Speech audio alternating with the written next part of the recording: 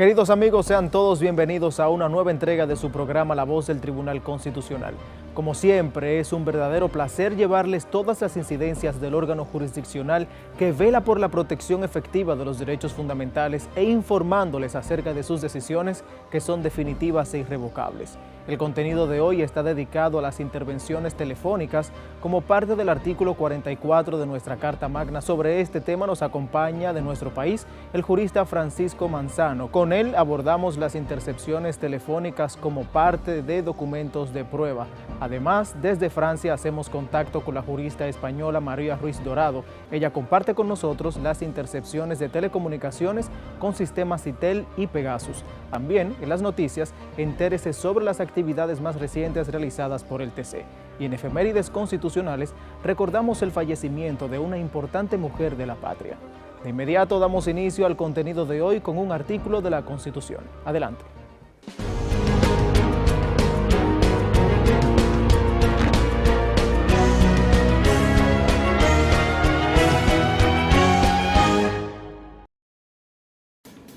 Artículo 44. Derecho a la intimidad y el honor personal. Toda persona tiene derecho a la intimidad. Se garantiza el respeto y la no injerencia en la vida privada, familiar, el domicilio y la correspondencia del individuo. Se reconoce el derecho al honor, al buen nombre y a la propia imagen. Toda autoridad o particular que los viole está obligado a resarcirlos y repararlos conforme a la ley. Por tanto, 1. El hogar, el domicilio y todo recinto privado de la persona son inviolables, salvo en los casos que sean ordenados de conformidad con la ley por autoridad judicial competente o en caso de flagrante delito. 2. Toda persona tiene derecho a acceder a la información y a los datos que sobre ella o sus bienes reposen en los registros oficiales o privados, así como conocer el destino y el uso que se haga de los mismos, con las limitaciones fijadas por la ley. El tratamiento de los datos e informaciones personales o sus bienes deberá hacerse respetando los principios de calidad, licitud, lealtad, seguridad y finalidad. Podrá solicitar ante la autoridad judicial competente la actualización, oposición al tratamiento, rectificación o destrucción de aquellas informaciones que afecten ilegítimamente sus derechos. 3. Se reconoce la inviolabilidad de la correspondencia, documentos o mensajes privados en formato físico, digital, electrónico o de todo otro tipo. Solo podrán ser ocupados, interceptados o registrados por orden de una autoridad judicial competente mediante procedimientos legales en la sustanciación de asuntos que se ventilen en la justicia y preservando el secreto de lo privado, que no guarde relación con el correspondiente proceso. Es inviolable el secreto de la comunicación telegráfica, telefónica, cablegráfica, electrónica, telemática o la establecida en otro medio, salvo las autorizaciones otorgadas por juez o autoridad competente, de conformidad con la ley. 4. El manejo, uso o tratamiento de datos e informaciones de carácter oficial que recaben las autoridades encargadas de la prevención, persecución y castigo del crimen, solo podrán ser tratados o comunicados a los registros públicos a partir de que haya intervenido una apertura a juicio de conformidad con la ley.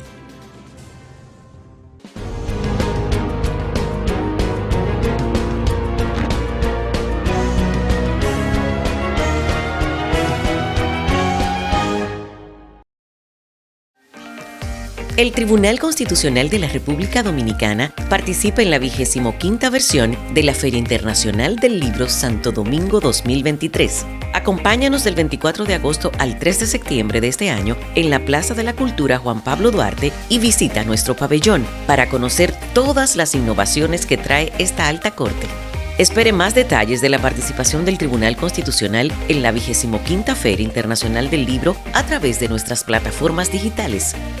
Tribunal Constitucional de la República Dominicana, Constitución y Dominicanidad. El Tribunal Constitucional de la República Dominicana tiene como misión la difusión y divulgación de nuestra Constitución. Es por eso que te la ponemos más fácil. Y es que ya puedes acceder a ella a través de nuestro código QR. Mira, es muy sencillo. Donde quiera que veas este código, escanéalo en nuestras publicaciones, vallas, periódicos o hasta en el televisor y en un segundo obtendrás la Constitución Dominicana en tu tablet o teléfono. ¿Qué esperas? Accede a nuestro código QR y obtendrás la Constitución Dominicana en la palma de tus manos.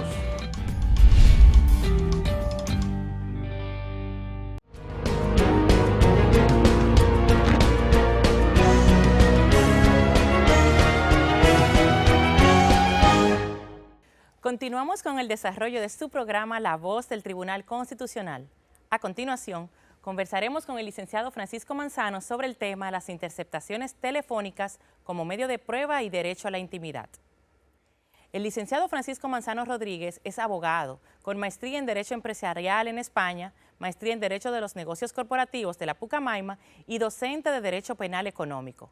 Cuenta con una amplia práctica como abogado litigante de importantes procesos en materia penal.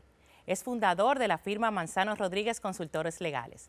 Bienvenido, licenciado Manzano. Bueno, muchas gracias, Virginia, y a la Voz del Tribunal Constitucional por siempre hacer algunas reflexiones jurídicas interesantes para todos los que nos escuchan.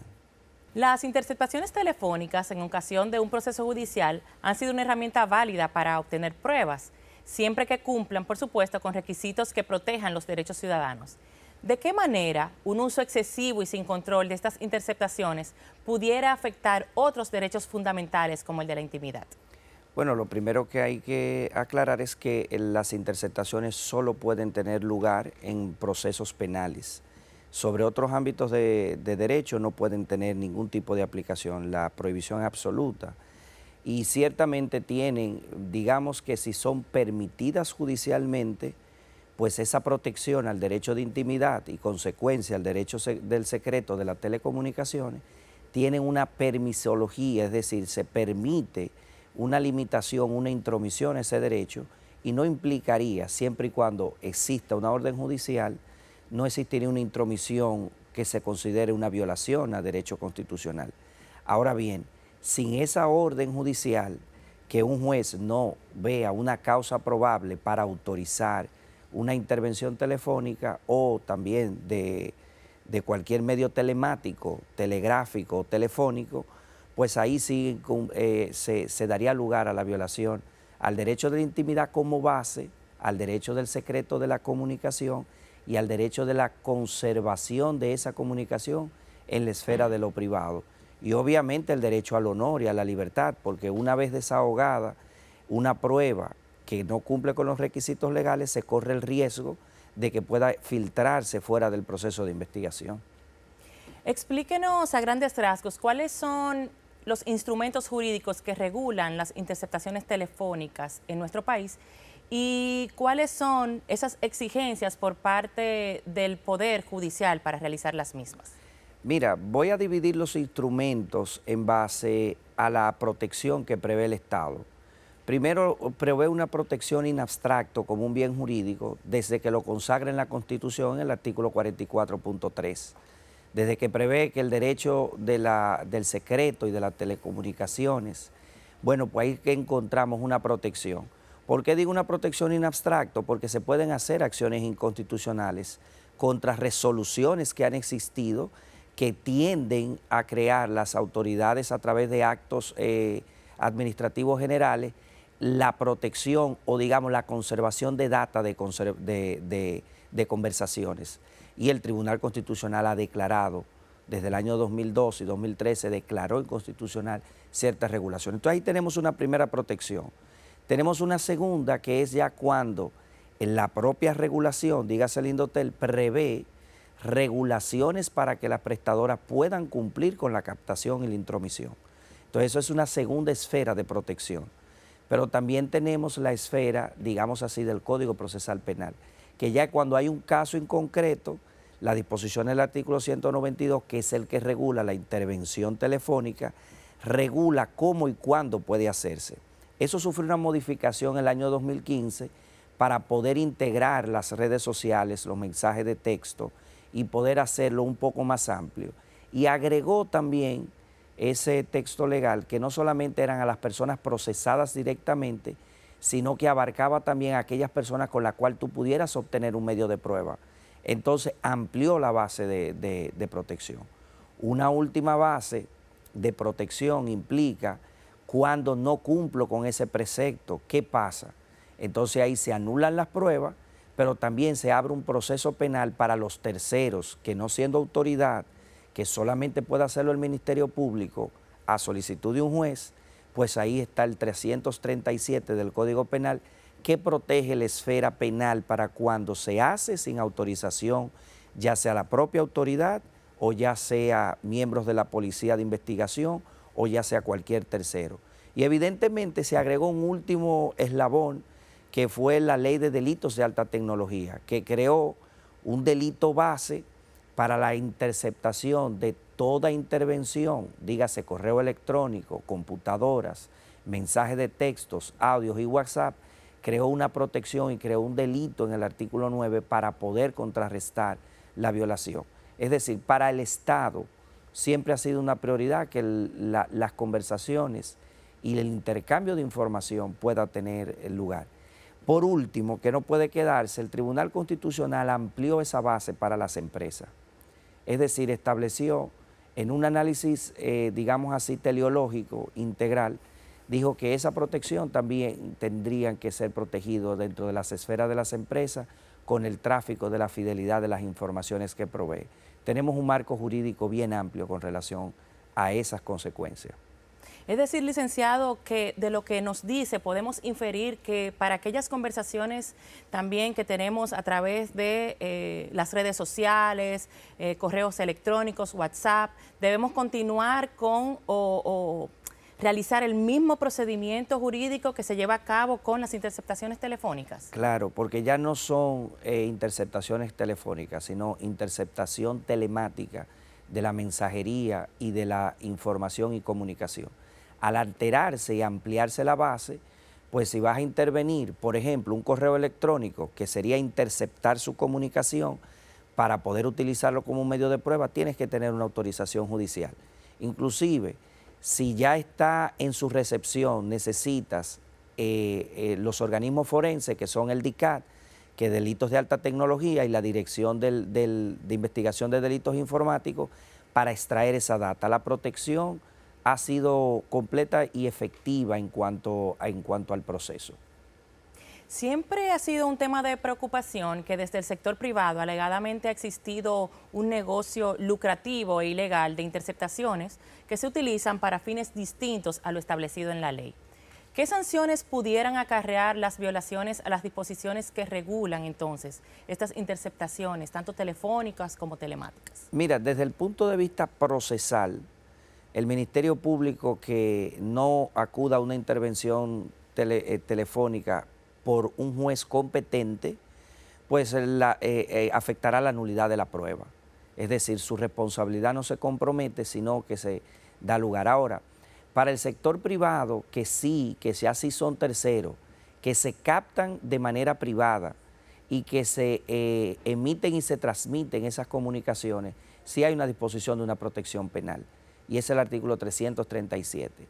Y si se acude a medios, digamos así, de redes sociales, entonces está la Ley de Delitos de Alta Tecnología, que ya prevé un abanico de cualquier tipo de tecnología. Y ahí es que entra la fase de protección verdadera de un derecho integral. Hablamos de que el derecho de la protección de datos es el derecho de quinta generación, porque ya hemos desahogado un mercado de protección, pero esa data, esa comunicación, esa voz, esos audios, esas fotografías que se deben de interceptar para poder captarse, porque no solamente es la voz, pueden ser datos, pueden ser imágenes, puede ser cualquier tipo de forma que tome la información.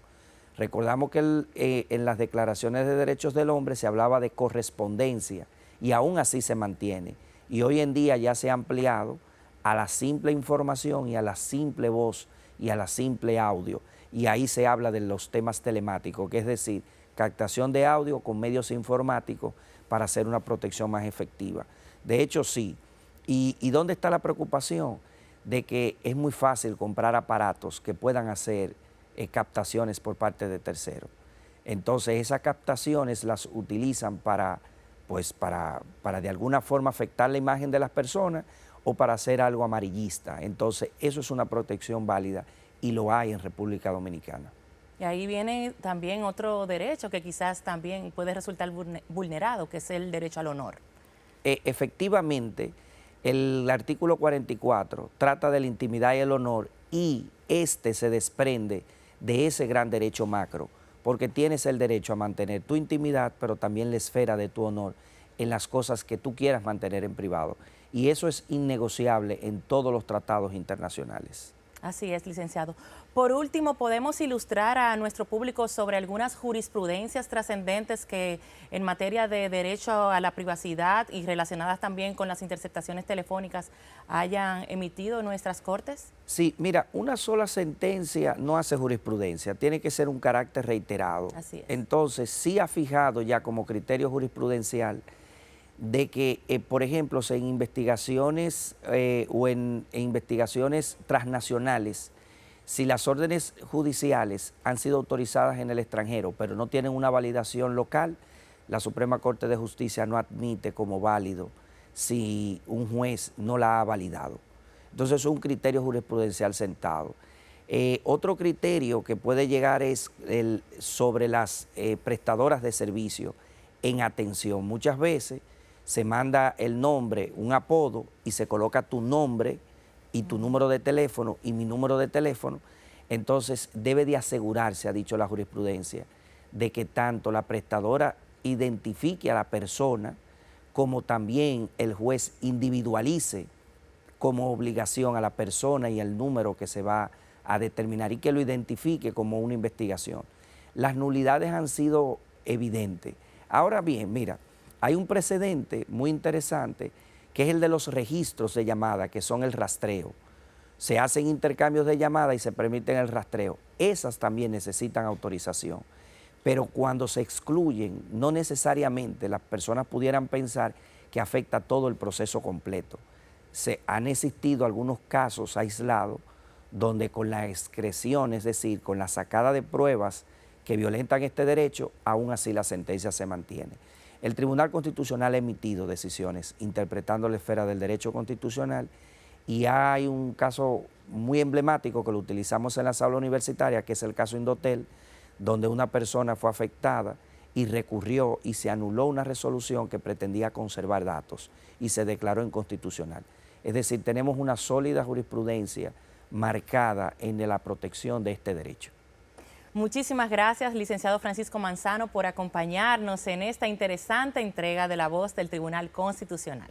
Bueno, muchas gracias y nada, alimentar los acervos educacionales en una sociedad de información. Muchas gracias.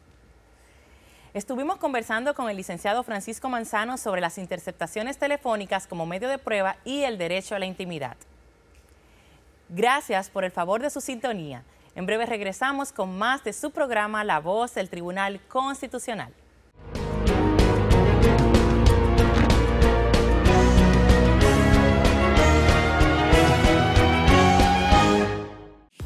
La Voz del Tribunal Constitucional Radio ahora está en Spotify.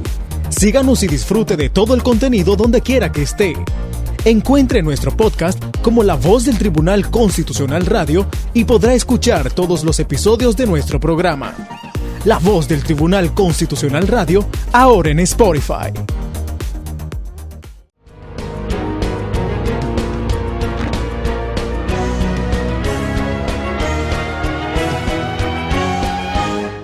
Gracias por mantenerse en sintonía con su espacio La Voz del Tribunal Constitucional. A continuación conversamos con la jurista española, la doctora María Ruiz Dorado, sobre las intersecciones de telecomunicaciones.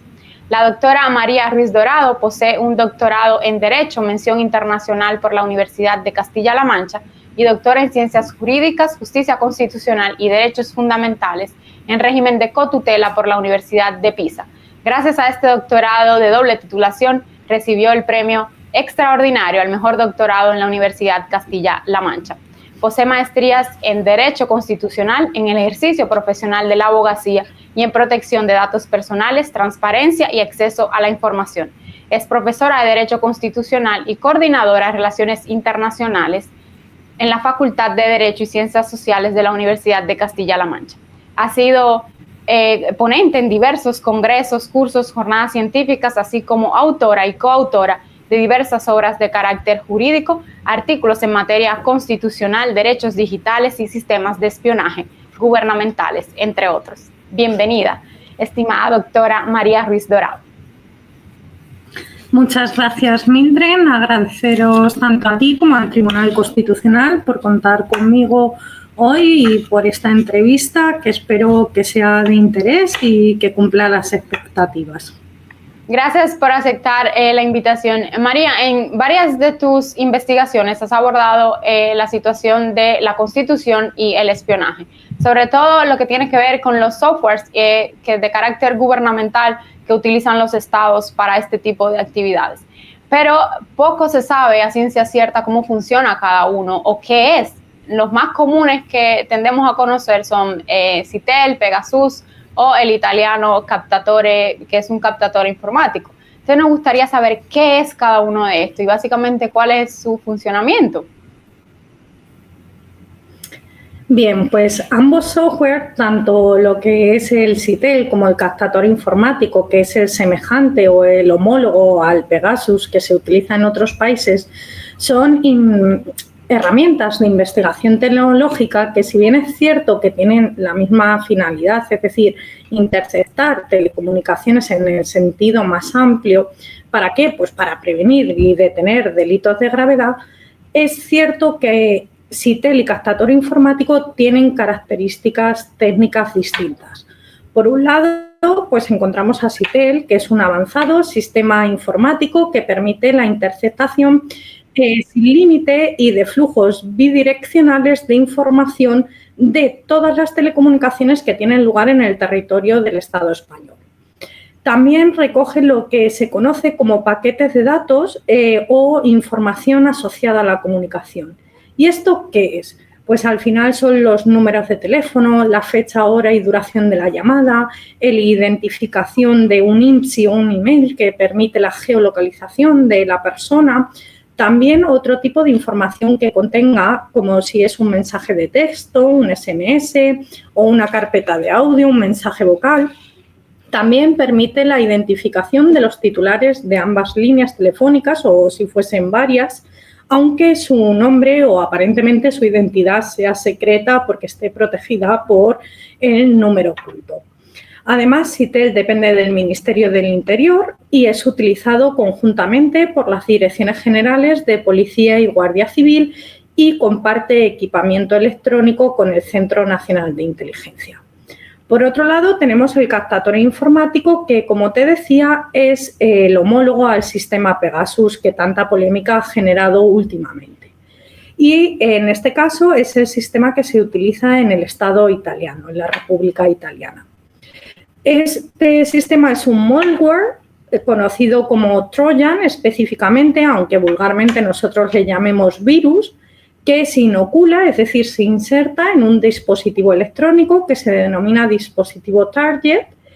Y a él, ¿cómo se inocula? Pues mediante lo que es el acceso físico o acceso remoto, porque nos envíen un mensaje, pinchemos un link o descarguemos una imagen. ¿Y esto qué permite?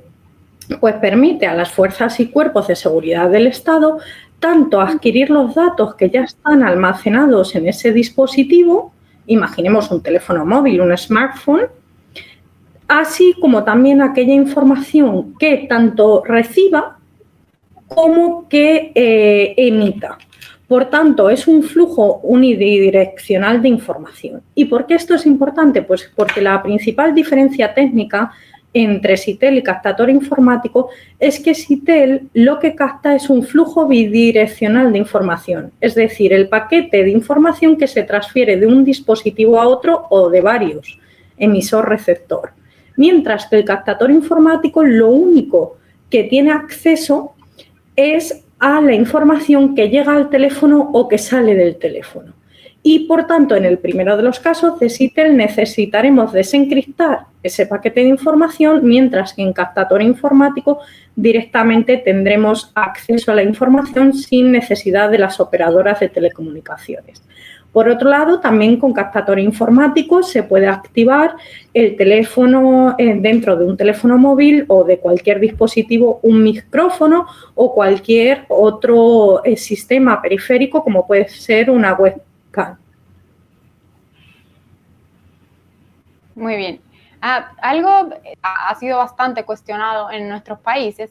Nuestro país en los últimos años ha habido varias personas que se han dado cuenta o han sido interceptadas sus telecomunicaciones por varias razones que la verdad no es necesario que nosotros apuntemos, pero hay algo importante que, si bien, como has hecho mención, estos sistemas que utilizan los gobiernos para interceptar telecomunicaciones tienden a estar de manera relacionada de forma directa para la prevención, detección e investigación de ciertos delitos.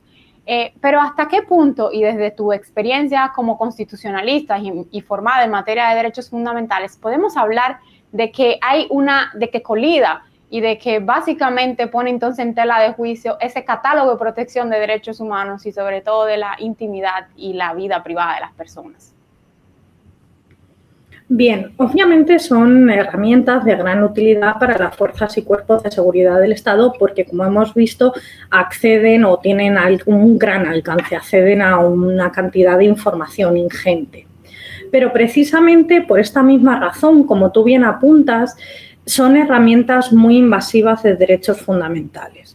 Y estos derechos se ven afectados y en algunos casos incluso vulnerados. Y este catálogo de derechos diríamos que es muy similar tanto en España como en Italia, pero por poner el ejemplo de dos países y dos sistemas. Pero a su vez los derechos fundamentales varían. La esencia es la misma, pero varían dependiendo de los sistemas nacionales. Pues, por ejemplo, en España los derechos fundamentales que pueden verse afectados, pues obviamente directamente el secreto de las comunicaciones porque es una interceptación de las mismas.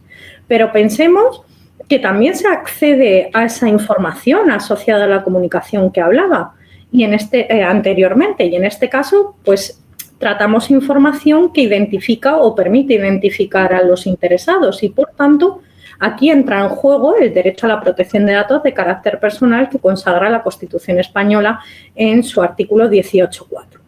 Y no podemos olvidar tampoco que estamos ante un proceso penal.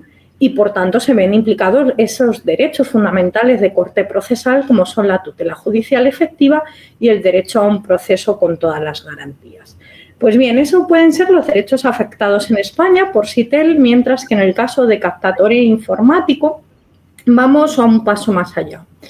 En Italia se habla de la privacy porque, afortunadamente, y a diferencia de la Constitución española, sí que se reconoce o se consagra expresamente la Constitución italiana bajo la figura de la riservatezza. Dentro de este amplio derecho a la privacy encontramos otros derechos, como es el derecho al secreto de las comunicaciones, pero recordemos que el captador informático permite activar el micrófono, lo que es una interceptación ambiental. Y esa interceptación ambiental perfectamente puede darse en lugares que sean considerados como domicilio. Por tanto, aquí ya encontramos que entraría también en juego o podría haberse afectado y, en su caso, vulnerado el derecho a la inviolabilidad del domicilio. Por supuesto, la protección de datos de carácter personal sigue estando presente en el ordenamiento jurídico italiano y, como no, esas garantías procesales. Y además allí se reconoce a través del principio del justo proceso, que equivale a la tutela judicial efectiva y a la garantía de un proceso justo o a todas las garantías del proceso en el ordenamiento jurídico italiano. Pues bien, sobre este catálogo de derechos vemos cómo también hay unos bienes o valores constitucionales que se intentan proteger. En el caso de España, pues se habla de ese orden público, seguridad pública, seguridad nacional o ciudadana. Y en el caso de Italia, pues es un poco más acotado, porque solo se habla del ordine público y de la pública sicurezza o sicurezza pública. Pero más allá de esta afectación a derechos fundamentales como los que hemos hablado, sí que también tenemos que tener en cuenta que hay unos bienes o valores constitucionales que se intentan proteger. En España, pues hablamos de seguridad ciudadana, seguridad pública, orden público, incluso seguridad nacional, porque hay cuestiones transfronterizas. En Italia sí que lo hacen de forma más acotada porque solo se habla del ordine público y la pública sicurezza o sicurezza pública. ¿Por qué? Porque ya la segretezza dello Stato es como para cuestiones más internas de servicios de vigilancia o que pongan en riesgo la quiebra del Estado italiano. Entonces, es ese juego de derecho que sí que puede afectar a un derecho fundamental, pero que también existen una serie de bienes o valores constitucionales que se protegen. Sí, definitivamente. Sobre todo hablamos de delitos transnacionales en los cuales los estados más que nada deberían emplear este tipo de intercepciones, este tipo de herramientas tecnológicas para perseguir y prevenir o inclusive para las investigaciones. Y como bien has dicho, debe ser proporcional al delito que se comete o lo que se intenta investigar. Pero hay excepciones y has hablado precisamente sobre esa función judicial que permita o que autorice esa intercepción de telecomunicaciones, porque hablamos de una violación directa de derechos fundamentales de los ciudadanos. Pero hay excepciones, como bien sabrás, hay excepciones a que no haya una orden o autorización judicial previa. Entonces, si bien es una pregunta capciosa la que te voy a hacer, pero me gustaría saber cuál es tu opinión respecto a esas intercepciones que no tienen una orden judicial para que puedan realizarse. Bueno, esta pregunta es bastante complicada, pero me parece pertinente hablar del tema. Si bien es cierto que yo solo voy a dar algunos apuntes porque el tema daría para hacer incluso una tesis doctoral específica y bueno, pues aquí tenemos el tiempo que tenemos. Pero sí que hay que reconocer que tanto en España como en Italia y en otros muchos países pues existen supuestos en los que, como bien has indicado, permiten este tipo de interceptación sin autorización judicial previa. Cuestión que a priori pues puede ser muy preocupante y de hecho lo es. En España, por ejemplo, esta excepción se reconoce en el artículo 588 ter D3 de la Ley de Enjuiciamiento Criminal, en virtud del cual, en caso de urgencia, cuando las investigaciones se realicen para la averiguación de delitos relacionados con la actuación de bandas armadas o elementos terroristas y existan razones fundadas que hagan imprescindible la medida prevista en los apartados anteriores, que se refiere a la interceptación de las comunicaciones mediante SITEL o herramienta análoga, esta interceptación podrá ordenarla el ministro del Interior o, en su defecto, el secretario de Estado. Y esta medida se comunicará inmediatamente al juez y, en todo caso, dentro del plazo máximo de 24 horas. Además, se le tiene que dar parte de la actuación realizada, los hallazgos o la información que se haya obtenido, así como de los motivos por los que se solicitó esta interceptación y a través de esta vía excepcional. Y el juez competente, mediante una resolución motivada o un automotivado, puede revocar o confirmar tal actuación en el plazo máximo de 72 horas desde que fue ordenada la medida. Esta medida parece encontrar su legitimidad constitucional, o al menos así lo alegaron sus defensores, en una institución que se llama suspensión individual de derechos, que está prevista en el artículo 55.2 de la Constitución española. En este artículo se prevé que una ley orgánica puede determinar la forma y los casos en los que, de forma individual y con la necesaria intervención judicial y el adecuado control parlamentario, una serie de derechos, entre los que se encuentra el derecho al secreto de las comunicaciones, pueden ser suspendidos para determinadas personas en relación con investigaciones correspondientes a actuaciones de bandas armadas o elementos terroristas. Aparentemente, pues podría o en sí puede encuadrar dentro de esta suspensión individual de derechos y, por tanto, sería constitucional. Pero, en mi opinión, no se puede dejar pasar por alto ciertos aspectos. En cuanto a la suspensión individual de derechos mediante SITEL, ¿respeta el principio de legalidad porque se ha hecho por ley orgánica? Pues sí, efectivamente, esta medida se introdujo en la Ley de Enjuiciamiento Criminal con la Ley Orgánica 13/2015 de 5 de octubre. Por tanto, la reserva de ley orgánica existe. Pero, ¿cuál es el problema? Que estamos introduciendo una medida, una institución excepcional en una norma penal sustantiva que tiene un carácter de permanencia o perpetuidad. ¿Y esto qué supone? Pues la normalización de una institución como es la suspensión individual de derechos fundamentales, que si bien no podemos decir que es inconstitucional, sí que desde mi punto de vista es una decisión errada por parte del legislador español, toda vez que esta institución se creó para situaciones puntuales o concretas de alteración grave o atentado contra el orden público. Mientras que al introducirlo en la norma penal, procesal penal sustantiva por excelencia en España, que es la Ley de Enjuiciamiento Criminal, parece que estamos normalizando esta medida. Además, más complicado resulta su estudio de la observancia del principio del mandato de tipicidad.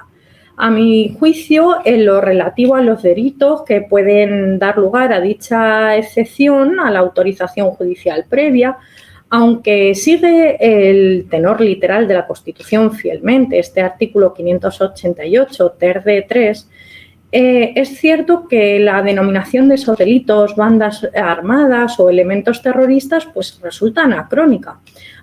Quizá en 1978 tenía un sentido porque se identificaban una serie de delitos, pero actualmente, en 2023, pleno siglo XXI, el concepto de banda armada no se entiende y no está tipificada en el Código Penal. Sí que podemos ir haciendo analogías o asociación con otros delitos como bandas organizadas, bandas de criminalidad organizada en sí, pero claro, ya es una interpretación y por tanto esa certeza y precisión a la hora de determinar qué delitos son y más con una institución tan importante como es la suspensión individual de derechos y un hecho tan,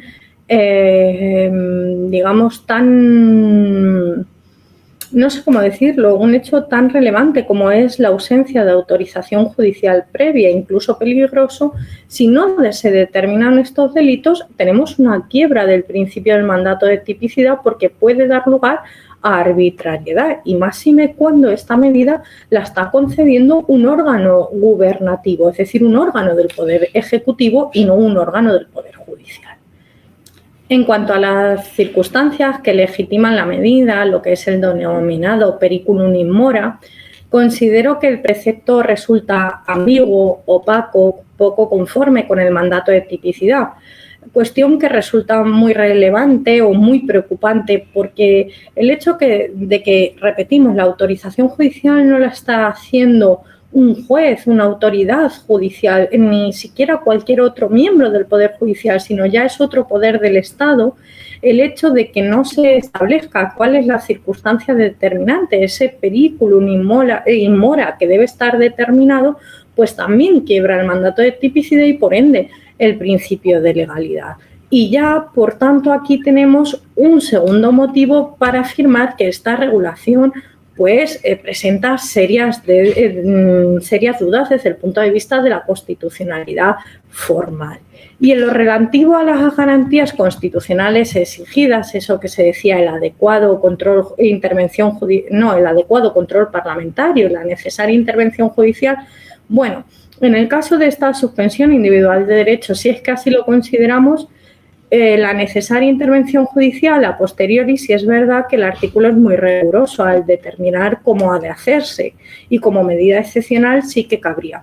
Pero al legislador de 2015 pareció olvidarse lo que es el adecuado control parlamentario, porque totalmente el artículo 588 ter de 3 omite ese adecuado control parlamentario. Si bien es cierto que el Tribunal Constitucional, en otro caso, no relativo a este artículo, pero en situación parecida, dijo, bueno, que el adecuado control parlamentario, que no era inconstitucional o que directamente no se podía declarar inconstitucional si la medida no preveía el adecuado control parlamentario, porque podía existir otros reglamentos o normas de funcionamiento de las cámaras que así lo pudiesen prever.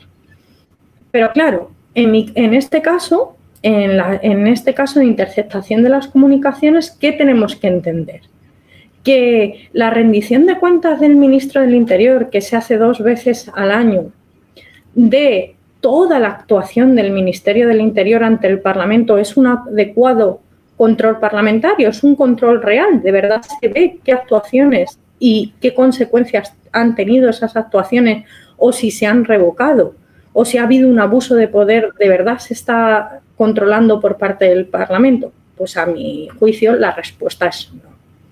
En el caso del captatorio informático, pues es un caso distinto porque el artículo, sí que se reconoce que se puede intervenir las comunicaciones sin autorización judicial previa, pero en este caso lo hace el Ministerio Público, la Fiscalía, que al fin y al cabo pues es un órgano que en sentido amplio formaría parte de ese poder judicial.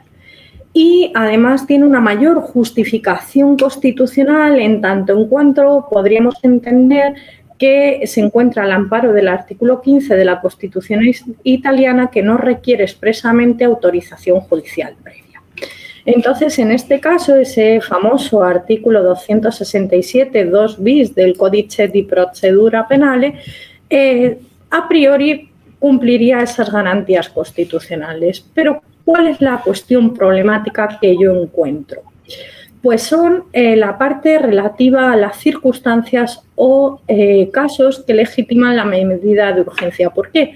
Porque resultan ambiguas y, por tanto, pueden dar lugar, por un lado, a eventuales interpretaciones contrarias de la propia Fiscalía, y eso resulta, a su vez, poco conforme con el principio de determinación.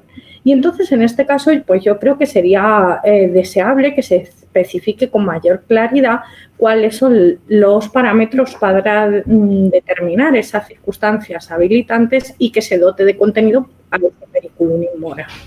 Y aunque esta situación pues, no resulta tan preocupante o tan escandalosa como la del caso español, que aquí, reitero, es un órgano dentro del Poder Judicial, entendido en sentido amplio, quien autoriza, creo que para poder superar ese llamado juicio de proporcionalidad, tiene que haber indicios graves de la comisión de un delito y de forma inminente. Es decir, tiene que haber inmediatez. Y tiene que haber inmediatez en el sentido de no que se va a cometer próximamente, sino inmediatez en el momento exacto o en pocas horas, o en todo caso que además hayan otros elementos de juicio que apoyen esos indicios razonados y fundados.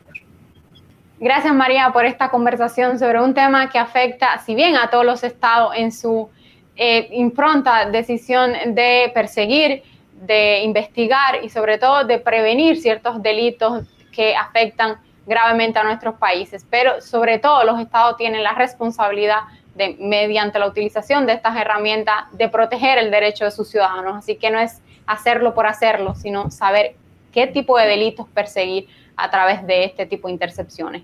Gracias por habernos acompañado en este programa. Muchas gracias a ti y al Tribunal Constitucional por conversar e invitarme a esta charla, que creo que ha sido, al menos por mi parte, muy satisfactorio. Muchas gracias. Estuvimos conversando con la jurista española, doctora en Derecho, María Ruiz Dorado. Ustedes manténganse en sintonía con su espacio La Voz del Tribunal Constitucional.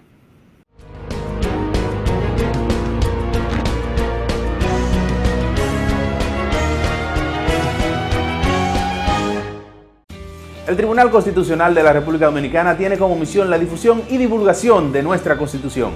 Es por eso que te la ponemos más fácil. Y es que ya puedes acceder a ella a través de nuestro código QR. Mira, es muy sencillo. Donde quiera que veas este código, escanéalo en nuestras publicaciones, vallas, periódicos o hasta en el televisor y en un segundo obtendrás la Constitución Dominicana en tu tablet o teléfono. ¿Qué esperas? Accede a nuestro código QR y obtendrás la Constitución Dominicana en la palma de tus manos.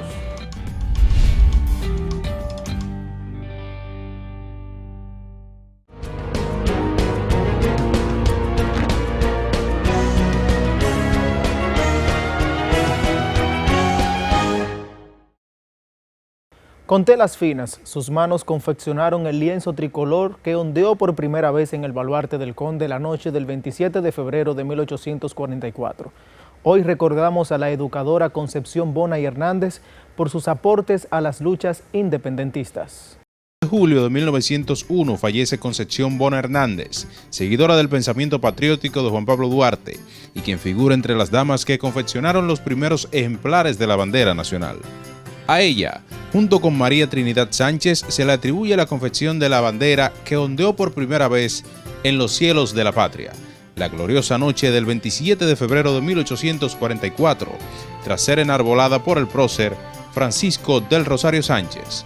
De ahí que esa fecha reviste una doble importancia, Día de la Independencia y Día de la Bandera Nacional. Concepción Bona pertenecía a una familia que estaba directamente comprometida con la causa independentista. Su padre, Ignacio Bona, figura entre los firmantes del manifiesto del 16 de enero de 1844. Era prima hermana de Josefa Brea Hernández, esposa de Ramón Matías Mella, y prima de Pedro Alejandrino Pina, uno de los trinitarios que asumieron el juramento de Juan Pablo Duarte la mañana del 16 de julio de 1844. Nuestra primera Constitución del 6 de noviembre de 1844 establecía, en su artículo 194, lo siguiente. El pabellón mercante nacional se compone de los colores azul y rosado, colocados en cuarteles esquinados y divididos en el centro por una cruz blanca de la mitad del ancho de uno de los otros colores, que toque en los cuatro extremos. El pabellón de guerra llevará además las armas de la República en el centro. 10 años después, en 1854 se produce la primera reforma constitucional dominicana y se modificó el texto relativo a la bandera nacional para establecer que los colores de esta eran el azul y el rojo, colocados en cuarteles esquinados y divididos en el centro por una cruz blanca. Las diferentes versiones constitucionales han reservado un artículo a nuestra bandera nacional. Así, el texto constitucional vigente dedica el artículo 31 que expresa: la bandera nacional se compone de los colores azul ultramar y rojo bermellón, en cuarteles alternados, colocados de tal modo que el azul quede hacia la parte superior de asta, separados por una cruz blanca del ancho de la mitad de la altura de un cuartel y que lleve en el centro el escudo nacional. La bandera mercante es la misma que la nacional sin escudo. Concepción Bona Hernández, además de patriota y de haber confeccionado junto a María Trinidad Sánchez la primera bandera, fue una dedicada educadora. Falleció el 2 de julio de 1901 y sus restos descansan en el Panteón Nacional, situado en la calle Las Damas de la zona colonial.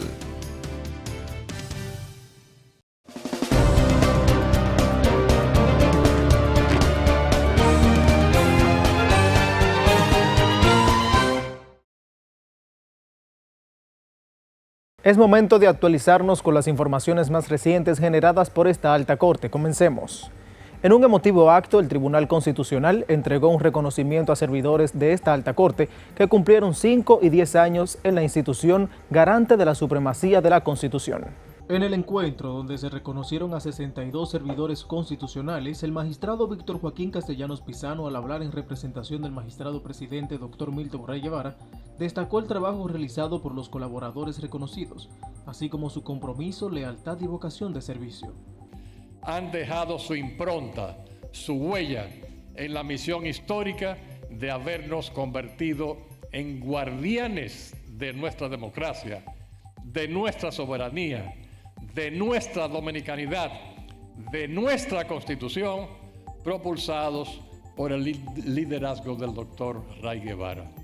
El magistrado Castellanos Pisano destacó la formación que ha brindado el órgano garante de la supremacía de la Constitución a todos sus miembros, así como el buen ambiente laboral, y exhortó a los colaboradores a seguir trillando el camino del trabajo digno, honesto y ético. Constituye un motivo de gran satisfacción y optimismo que en un lustro y una década que respectivamente ustedes han transitado por este órgano constitucional, hayan demostrado compromiso y lealtad con la institución, capacidad de trabajo, vocación de servicio, entrega y ansias constantes de elevar su nivel constitucional. Durante la actividad, que tiene como objetivo fortalecer la cultura de trabajo y lealtad, le fueron entregados a los servidores pines alusivos a la festividad y cartas de reconocimiento. Exhortarles a mantenerse sedientos de formación académica, ya que ésta se traducirá en excelencia profesional y humana. Asimismo, les invitamos a desarrollar el noble gesto de compartir el conocimiento, su vasta formación académica y la experiencia adquirida durante este tiempo en la carrera constitucional. Cambiamos de tema. El Tribunal Constitucional inició el Diplomado Virtual en Derecho Constitucional y Procedimientos dirigido a servidores del sistema de justicia. El diplomado inició con la conferencia El cambio de precedente en la jurisprudencia constitucional a cargo de la magistrada del Tribunal Constitucional María del Carmen Santana de Cabrera. Durante su disertación, Santana de Cabrera consideró el tema como fundamental para mantenerse al día de los criterios de la jurisprudencia en esta materia. La relevancia del precedente se debe a que las sentencias constitucionales son una auténtica fuente de derecho, por el carácter de definitiva e irrevocable que le atribuye el artículo 184 constitucional. De ahí que se trata de que el precedente no es solo una fuente de derecho del Tribunal Constitucional, sino de todo el ordenamiento jurídico. Explicó que el cambio de precedente constitucional consiste en la variación de algún criterio jurisprudencial previamente asumido que debe ser justificado y argumentado por parte del TC y que no puede establecerse a perpetuidad, ya que sería nocivo para el ordenamiento jurídico. Los criterios jurisprudenciales del Tribunal Constitucional no pueden establecerse a perpetuidad, debido a que esto sería nocivo para el ordenamiento jurídico. Sin lugar a dudas, tener que repetir criterios que devienen con el paso del tiempo o por realidades distintas a las cuales se había adoptado el criterio anterior, resultaría en más de las ocasiones en aplicar criterios desactualizados o incluso injustos. En el acto, que se llevó a cabo de manera virtual y presencial, participaron, además de la magistrada Santana de Cabrera, la licenciada Dayana Peña, coordinadora técnica en funciones de encargada del Departamento de Capacitación Constitucional, en representación de la licenciada Laia Rojas, directora interina del Centro de Estudios Constitucionales, y la licenciada Eva García, directora de la Unidad de Educación Continua de la Facultad de Ciencias Jurídicas y Políticas de la Universidad Autónoma de Santo Domingo, UASD. El Tribunal Constitucional, con esta función pedagógica, realiza de manera ordinaria diversos talleres, cursos, diplomados y otras iniciativas académicas vinculadas al desarrollo del derecho y la justicia constitucional. Dentro de estas actividades se encuentra el Diplomado en Derecho Constitucional y Procedimientos, el cual se ha impartido desde el año 2014 de manera recurrente. Diplomado en Derecho y Procedimientos Constitucionales es un programa académico diseñado para brindar una formación especializada, dotando a los participantes de los conocimientos necesarios para comprender y aplicar los principios y normas constitucionales y así crear una democracia constitucional que fortalezca el Estado social, democrático y de derecho.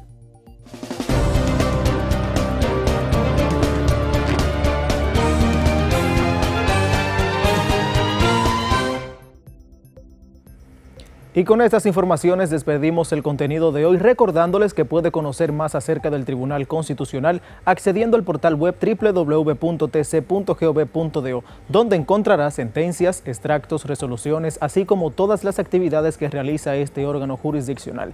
No olvide escuchar este programa en Spotify, Google y Apple Podcast, así como el audiolibro de la Constitución disponible en todas las plataformas de podcast.